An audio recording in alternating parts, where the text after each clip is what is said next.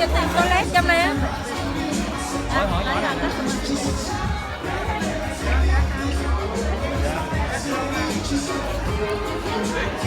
Đi rạo rạo không kỳ. Làm đó quay video mọi người không?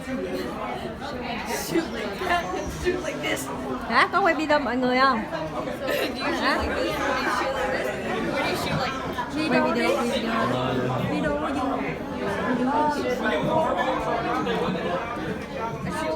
Thôi đi lên để kiếm ăn cái nước tay ngoài đi. Đây rồi đi, sao ba chối. Mới đi ăn Pomo ra đó, thôi đẹp trai không? What level do we go to for pictures? What level do we go to? Mommy, we go to level 5 for pictures.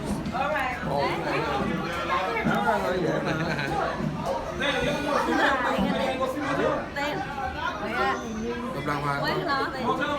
Picture? Có quay video mà, đang quay mà phải không? Yeah. Rồi, bữa nay mới lên làm giống Bi lên. Ai kìa.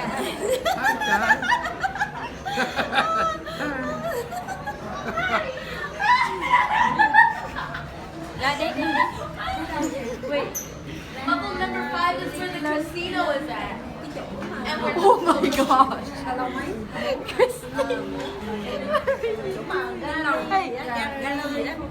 Lầu năm. Người đàn. Chụp hình là lầu năm. Mình đó, duyên lắm. Chụp hình là lầu năm. Tiến không có làm xấu nha Tiến. Cái gì? Sao mà bắt Tiến? Gì kỳ vậy thế?